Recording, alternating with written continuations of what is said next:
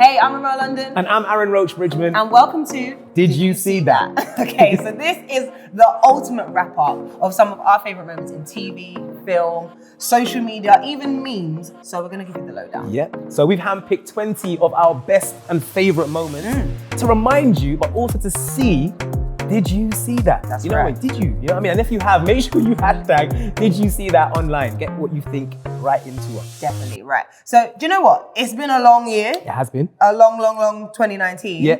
We're ready to end this decade. But there's been some good stuff. There has been. So let's get straight into them. Yeah. Right, let's go all the way back to January. Taking it back. Yeah, let's go. Right, this short film absolutely blew me away. It's called Amani. Oh.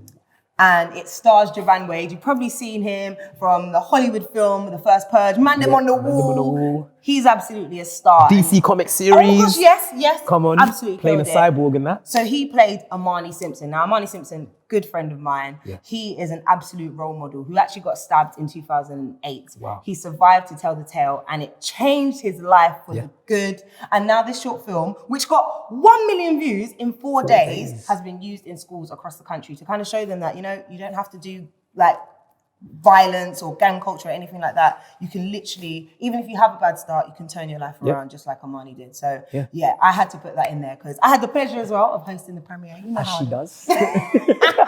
So yeah, it was such an amazing film to kind of kickstart 2019 because 2018 was a bit mad for knife crime. True.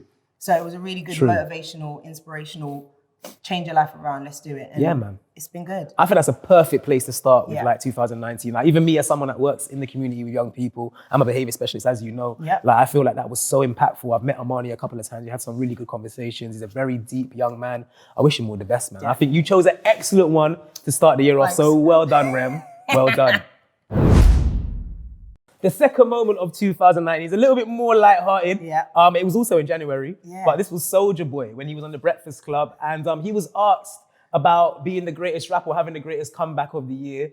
To which Charlamagne the God said, no, you haven't, because Meek Mill had it after the whole beef with Drake. To which Soulja Boy responds, Drake?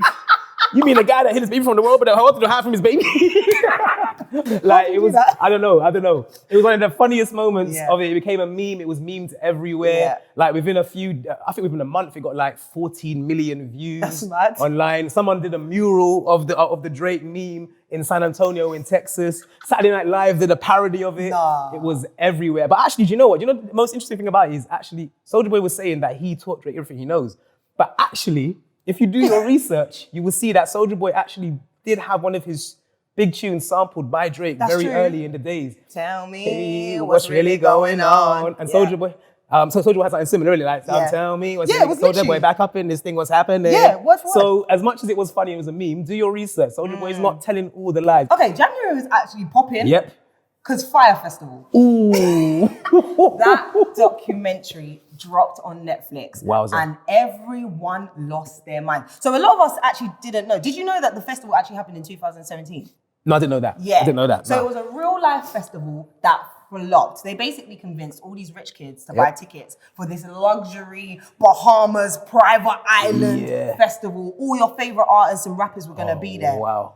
Until they got there on their coaches, rolled up to what was supposed to be their luxury villas. It was tents, white tents. They were supposed to have gourmet meals.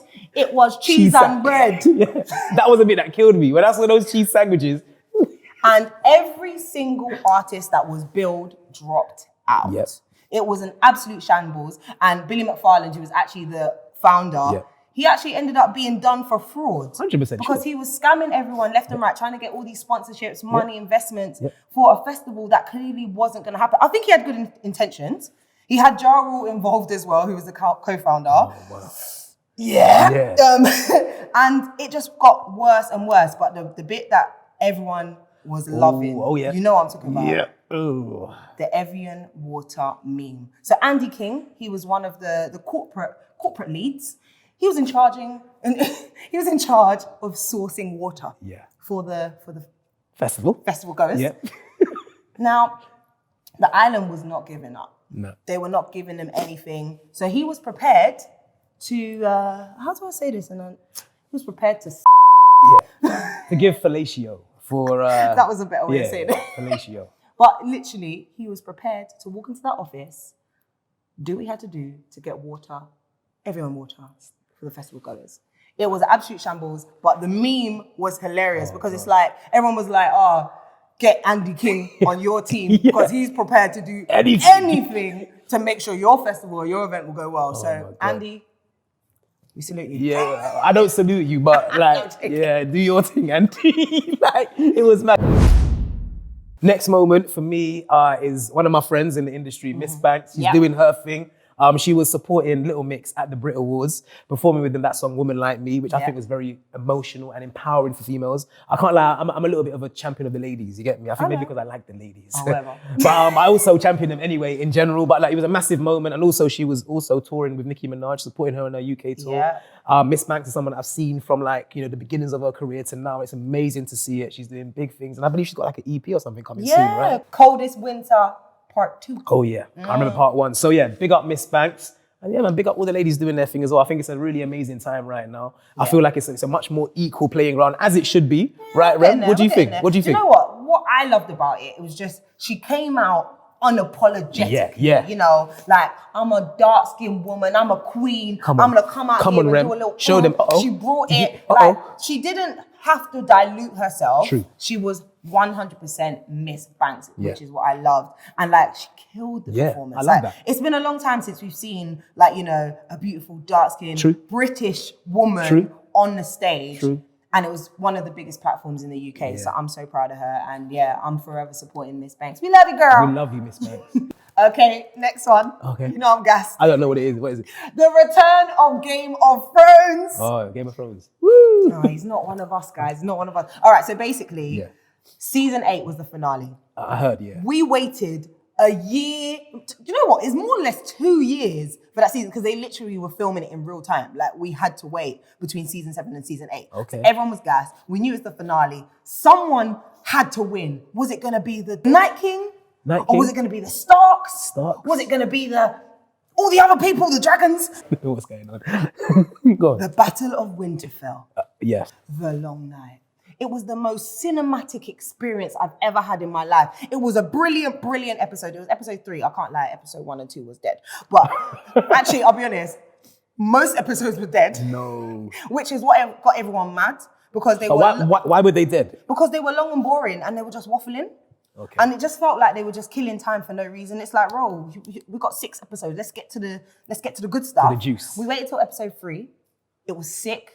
We actually got, spoiler, sorry people. We actually got to see the Night King get finished. Arya Stark. Sorry, I don't condone violence. It's fantasy. But you can see I was invested. Rem's other side is coming out. I was invested. But it was such a good, Arya Stark, she was the young girl that was overcoming things. She'd lost all of her family. So you want to watch it, right? It sounds a little bit interesting. I'm not going to lie. Yeah, she'd overcome so much. And then she was able to win the Battle of Winterfell. And then the series just went downhill after that. So we were all really mad. You could also tell that they rushed the series because there was a lot of times where people were even spotting, they left like empty Starbucks cups on set. It's set in the medieval times.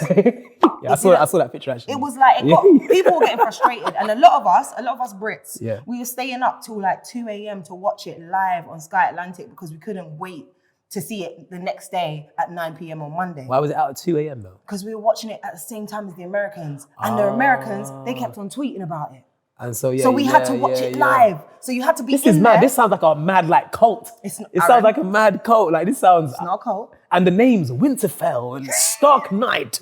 It's like, fam, can't man just be called Steve and Gary and like, you know what I mean? And like the man them from like Chelsea Lane or something. There was Jon Snow. Jon Snow. Yeah, but we got our Jon Snow. You don't need another one. You know what I mean? Big up Jon Snow. You get me? News presenter and that. But anyway, it was an epic moment for 2019 to finally see the finale, but we were definitely disappointed. Like, okay. Well, if I could request my money back, I would. What's the name for like the Game of Thrones fan club? Like, what you like GOTers? What are you? Wow. GOT. Big up all the GOTers, yeah?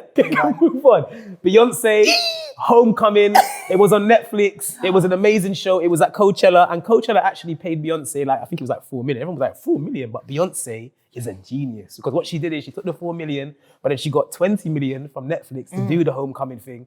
And then she got, I think, 60 million altogether for like 3 Netflix specials. But that's besides the point. Yeah. The actual show was unbelievable. Oh my goodness. Like, this woman is a machine. And bear in mind, she just had her twins, Sir and Rumi. I saw that and I was so inspired. It made me realize you can be a mother, you can be a businesswoman, you can be an entrepreneur, and you can just kill it, own it. And 100. Homecoming was sick. I even learned the dances. Come show them again. No, can you just there? Do that one again. Mad. Did you see the levels though? But what I'm saying is, listen, big up Beyonce, because I was literally transfixed. I couldn't take my eyes off of the screen. It was like 137 minutes of pure, unrivaled bad galism. That's what I call it. Beyonce bad galism, BB, without the pin. All right, so big up Beyonce, Homecoming on Netflix. If you haven't watched it, make sure you have. Did you see that? Because I saw it, Rem saw it. So make sure you see it as well. Hashtag did you see that? You get me? Kojo the comedian, Kojo and Nim. Now, I've known him for many years, and he's always been, an inspiration to a lot of comedians, presenters. He's been a personality for a long time. Very long. But I think we forget that we're in the urban bubble. And we thought he made it. He had other plans. He went on Britain's Got Talent this year. Honestly, I think a lot of people were shocked. I was so surprised. I didn't even know he was going on there. And it was a very humbling experience, which he mentioned a lot, which I totally respect. He wanted to see if he could take his career to the next level. Yes. He did exactly that. Simon Cowell gave him the golden buzzer. That meant he went straight to the finals and absolutely killed it. Now, he didn't win, but since then, we've seen him go from strength to strength. His career is flourishing once again on a wider scale in a more commercial mainstream world as well. So it's really good to see. He's currently preparing for a UK tour across 2020. So Kojo, man, we're proud of you, man. It was definitely a moment to see. And I think a lot of us need to remember there's more to this life than just that, a few gigs here and there. Think bigger. Take it further. So Kojo, we're very proud of you. I love what you're doing. You're going to go from strength to strength. You're a father now as well.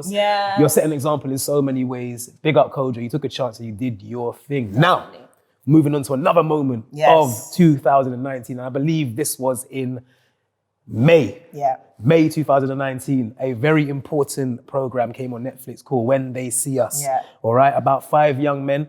They were called I think the Central Park 5, but they were also called the Exonerated 5 because they ended up getting exonerated for crimes that they did not actually do. Give you a bit of background to the story. 5 young men. Unfortunately, in 1989, a young lady was raped in a park. These 5 young men were taken in and they were told that they were suspects and that they were going to be questioned in a general way. They never left that station again. They ended up getting charged with the crimes. And this series takes us on a journey of 25 years from 1989 all the way to like 2003, I believe it is, when they got exonerated. And we see the whole trials and tribulations. It's very emotional. Oh my gosh. Very emotional. And because of the emotion that we've seen, I believe his name is Jerome. Yes. He actually got I believe it's an Emmy Award for his performance. He's the first Latin actor to get that award as well.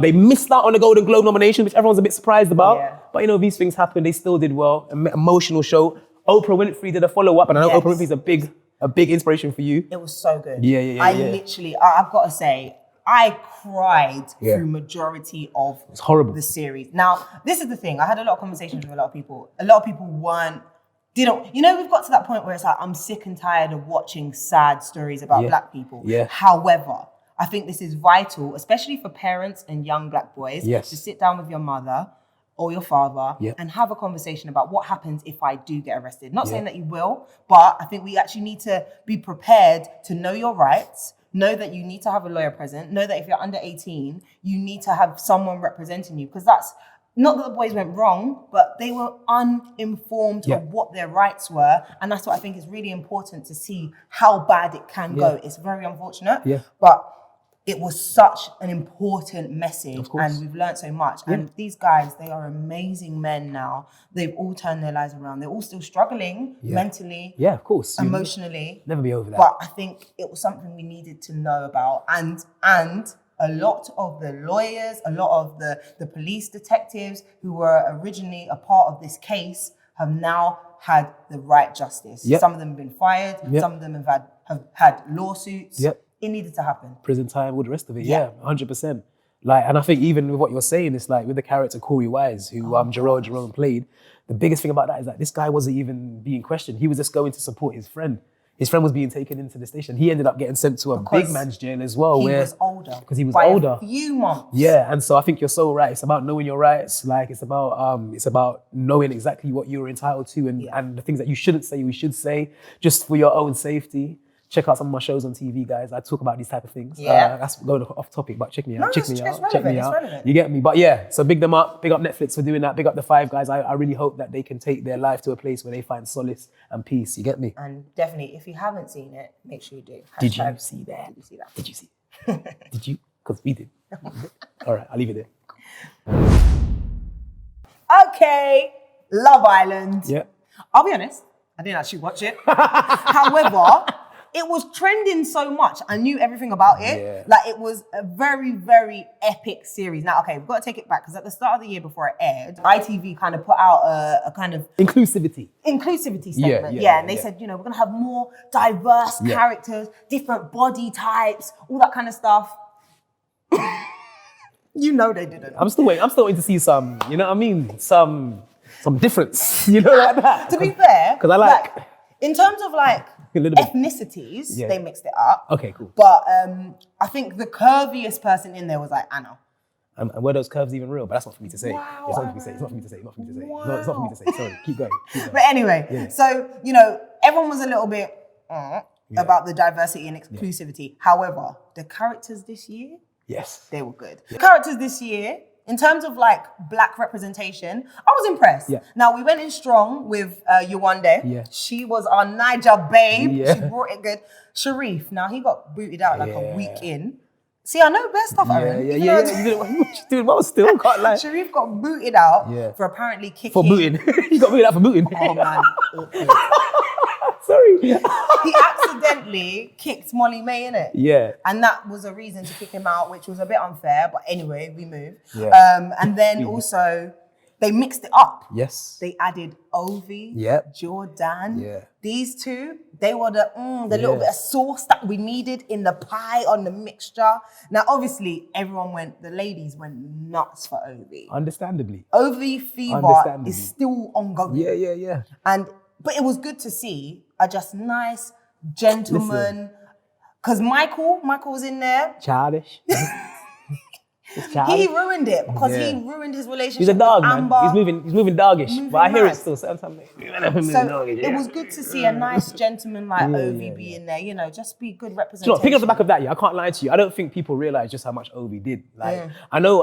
Like some people think, it's 2020 or 2019, whatever you want to say. Like everything is all different now. But actually, there's still a lot of issues that we have when it comes to intercultural and it comes to racial issues. Yeah. And I feel like Ovi did so well to just display himself as a good human being who happens to be a black man. You know what I mean? And I feel like also through him being in that show, people are now looking at black men maybe a little bit different because they saw Ovi and they saw how nice Ovi was and how moralistic he was. You know what I mean? So I want to big up Ovi personally because I feel like the way you portrayed yourself, bro, did a lot for them and them as well. You get me? Definitely. But at the same time, he made it harder for us light-skinned brothers again.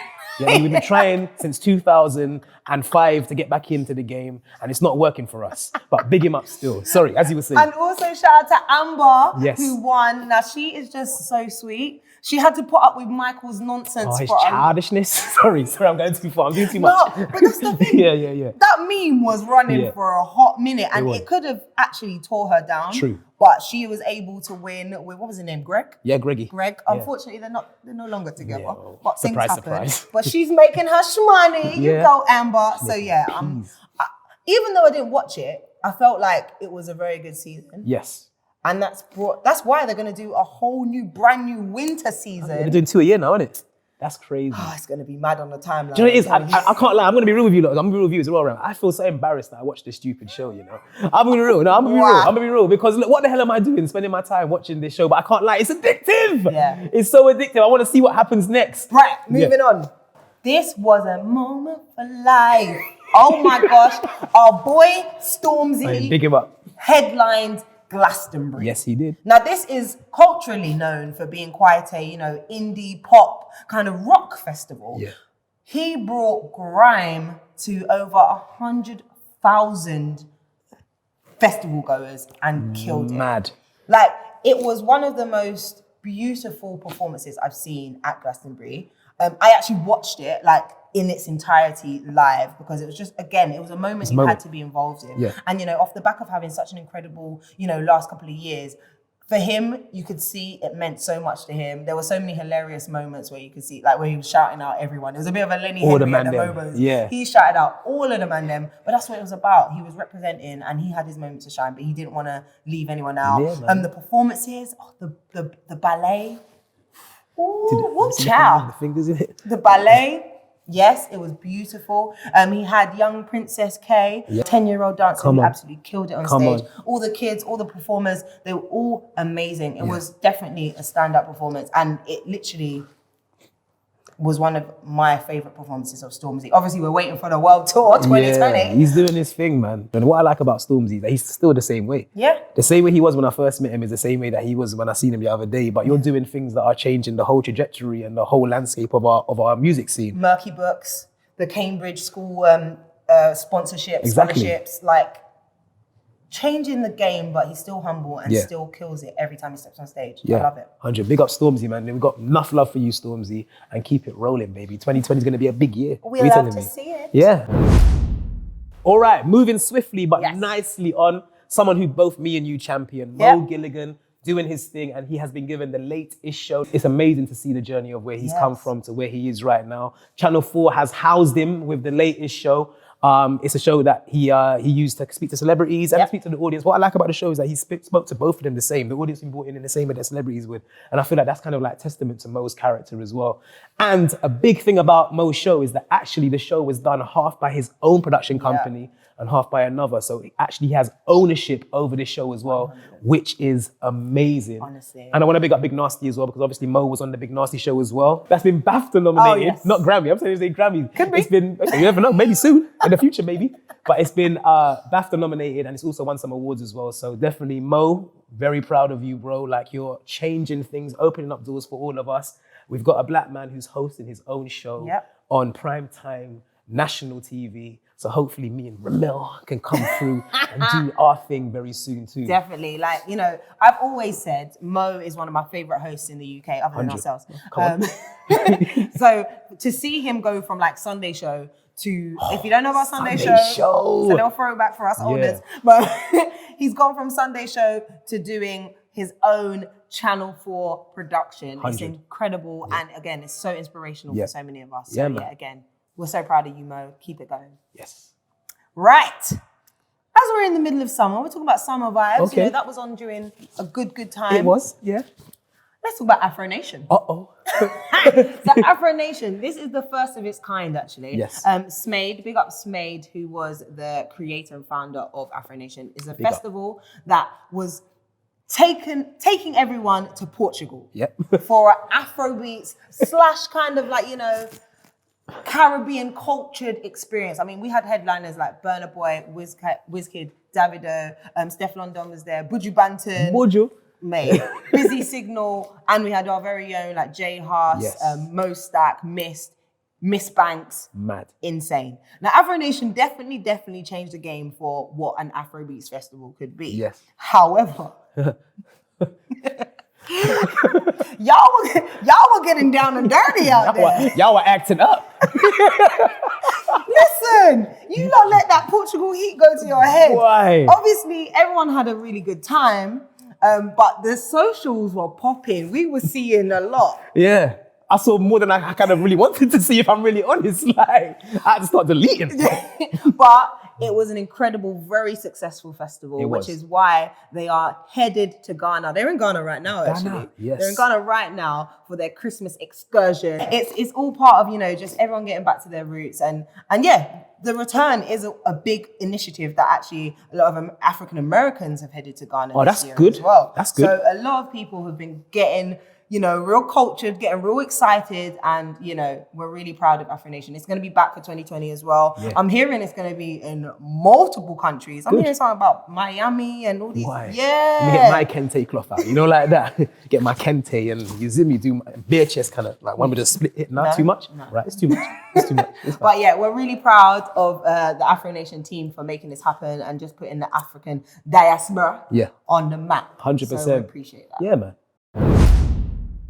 Yeah, so I guess we're going to move on to something now that shouldn't really be funny, but I guess we have to find the funny side of it, all right? Yeah. So we had a campaign by the Home Office called the Knife Free campaign, who felt like they should put messages on fried chicken boxes all across the city and across the country as well. And these stories that they put on the boxes were stories that were related to knife crime to try and help people maybe think of an alternative way of living as opposed to maybe picking up knives and doing things. Now, I understand the sentiment, but it was just very, very misjudged. It was a misfiring campaign. The word that comes to mind is embarrassing. Yeah, embarrassing as well. Like I went on the Jeremy Vine show to talk about it. Like when I was on there, I was very, very intent on making sure that I took away the relations of black people to fried chicken because that's what people wanted to focus on, black people and fried chicken. Now, I felt like that was redundant. I felt like there's a bigger issue here that we should be looking at, which is the misspending of money that could be put into projects and stuff in the communities to help people, and also looking at the issue itself rather than focusing on if fried chicken and black people is something that's synonymous and is it racist. I don't care about that. You lot can talk about that if you want in your own houses, as you probably do. I'm getting a bit political now, aren't I? But what I'm saying is leave that alone. Now, I'll be honest, I've met the Home Office Knife Free team personally. They are very genuine people, very cool people, and they do actually want to make a difference. But I think this shows that we need to be in those rooms when these plans are being made to implement these things. Because if us is not there, then these are the kind of things that they produce. Right, so the Rap Game UK. I am so proud of Krypton Conan. Now, they've had a tough year. There's been a lot of ups and downs, which we'll get into a little bit later as well. But they made a major move by having their very own BBC One show. Massive. So the Rap Game UK was all about picking 6 young, talented rappers who are going to go rope to rope each week to be crowned a Play Dirty member. Yes, they got signed to their record label. The winner was Kiko. He's from my end, Islington, Holloway. Izzy. No?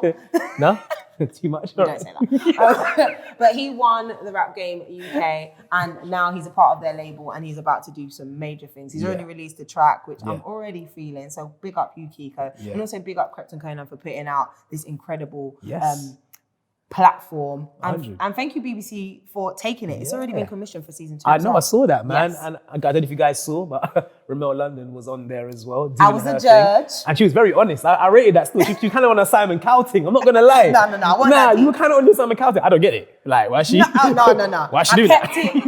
I kept it real. Yeah, you did. I weren't mean. Yeah, I kept it real. I was being honest, and that's what I think is important. And you look good as well still. Oh, thank you, bro. The camera suits you. I don't know if anyone's ever told you. No, but I think that's the thing in the music industry. You have to be honest. Like, don't gas your friend because they just want to be a rapper. True. You have to be good. Yeah. And make right decisions, basically. Simple. All right. Well, moving on. We had Rap Game UK, but then we also had on Netflix, what was it called? Rhythm and Flow. Now, do you know what? I've got to say, I am very happy that Rap Game UK came out first. Yeah. Because I feel like the comparisons were a bit... Yeah. But a bit sticky. Well, Rhythm and Flow. Yeah. We had T.I., Chance the Rapper, Cardi B as judges. I believe they went to Los Angeles, New York, Chicago. Yes. And where was it? Atlanta as well, right? Yeah. Yes, for T.I. Trying to find all of the best rappers in the country. And the person who won was the bilingual barra, D Smoke. A guy that can rap in Spanish and also English, and he did his thing. And you actually got to meet these guys because you were in New York, right? On Sway Show. Literally, I was in New York the week that the finale aired, and I got to see them all. Genuinely, D Smoke is the nicest guy. London B, she is beautiful in real life as well. Crazy. Like, you know, I'm proper rooting for all of those guys, the finalists. Sorry if this is a massive spoiler, but you should have watched it. Did you see that? This is why we're here. Hashtag did you see that? Right, so another Netflix hit, but I'm sure a lot of you lot are streaming online illegally. I can't lie, I was. But Power season 6. Now again, it's a season that we were waiting for, but I can't lie, season 5 was dead. Yeah. And season 6 was also dead. But I was addicted. Yeah, I don't know if I would say it's dead though. Maybe because I'm so deeply invested. Bruv, it was dead.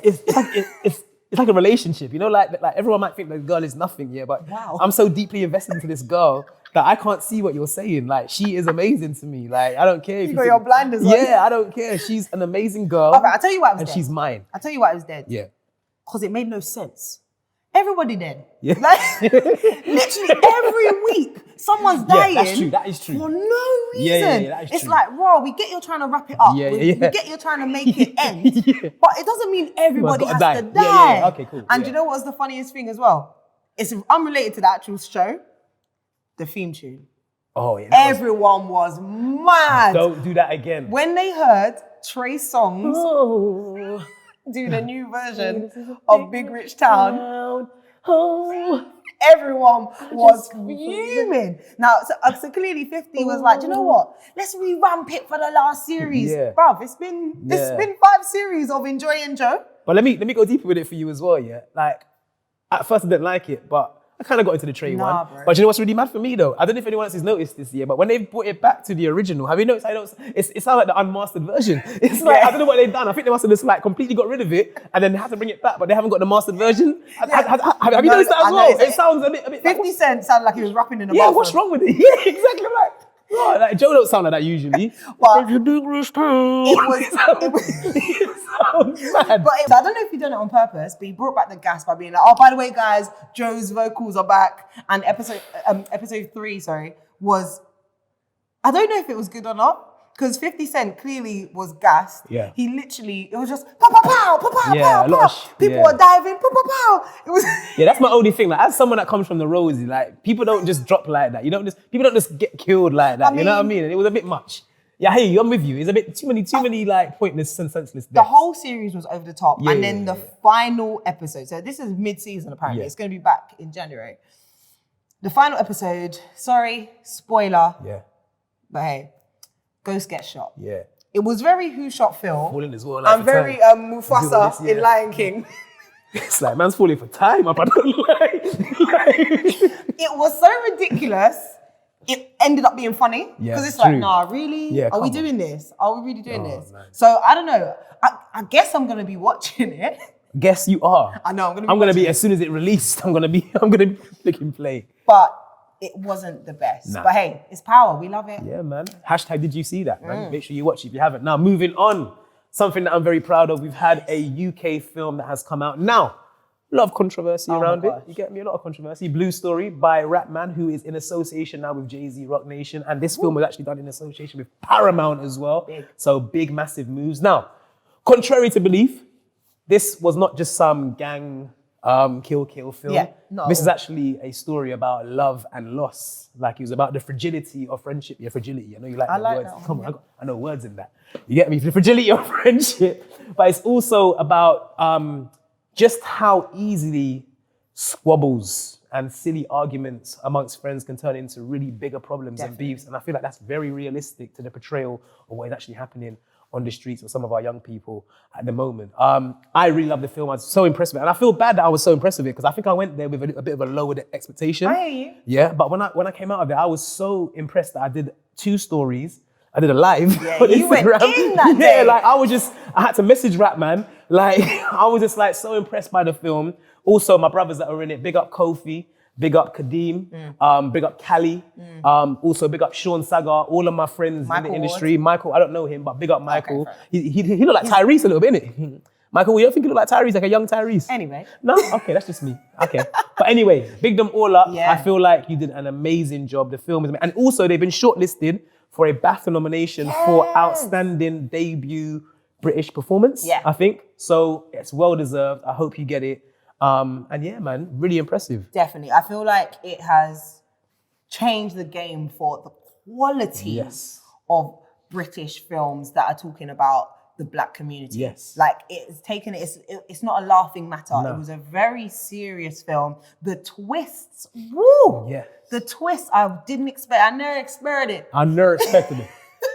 What It was really kind of, tense moments, which everyone was, I actually thank everyone for not tweeting and spoiling it. I think everyone had respect on socials for this one. There were no spoilers. That's why even now I'm not saying anything, just in case you haven't seen it. Yeah. But did you see that? And please, because View tried to take it away, They brought it back? They had to bring it back because they had to. Because in the first weekend, it got over 1.3 million. It's done over like 3.6 million now. Literally. So it had to come back. But, please support it. There's going to be loads more Black British movies like that and beyond. And, hopefully as time goes on, there'll be different storylines as well. So. And I think that's a very good point, Rem, before we finish.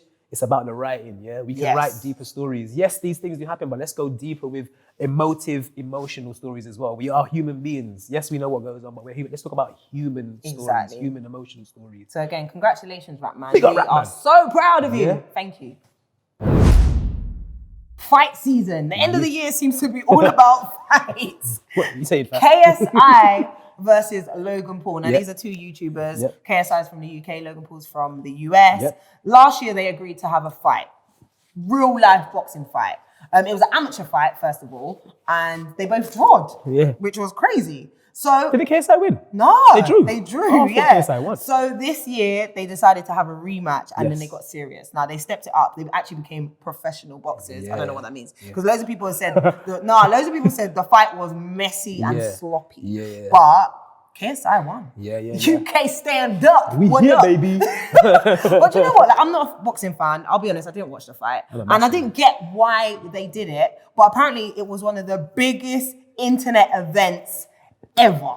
Massive. Even the first one, it made massive amount of money. They're all thinking about starting a whole YouTube boxing league now. It's mad. It's crazy how things have changed, isn't it? So it's definitely changed the game, and KSI is very committed to fighting apparently now. He's got free time. He's a rich guy, man. Big up KSI. He's done a lot as well. You know what I mean? Taking the online world and going to do all the things that he's done now, becoming an entrepreneur ultimately. His music's even starting to sound better. Right. But let's talk about some real boxing. What are you talking about? That was so rude. I'm sorry, KSI. You're a real boxer. You're a real boxer, my brother. But let's talk about AJ. Heavyweight, yeah. Exactly. That's what I am still. Man's a heavyweight in that. You get me? Nah, not at all. Okay, cool. Well, AJ had 2 fights this year with Andy Ruiz. Now, I'm not going to lie to you. Yeah, when I found out about this Andy Ruiz guy, I was like, who's this brother? Like, you know what I mean? So I did my research. That's what I do. I'm a presenter. I do research.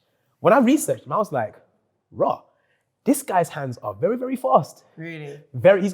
He might possibly have the fastest hands in the heavyweight division. Okay. My opinion, yeah. Now, I went to watch it with my friend, and he was obviously Team AJ, like most of us are. But I was like, bro, I'm not gonna lie. I think Andy, is this the first fight? This is the first fight. Whew. I'm not gonna lie. Andy might shake up a little bit, I'm not gonna lie. And I feel like everyone kind of had the same mentality that AJ even had himself, where they underestimated him. Yeah. And unfortunately, that underestimation led to Andy Ruiz dealing with him a bit naughty and knocking him out. Those memes were rude. Yeah. Like literally. The worst one, I'm so sorry, AJ, but we have to talk about it because it was everywhere. That meme where you saw him get knocked out and his spirit. But you know, as much as no, his spirit got on the flight.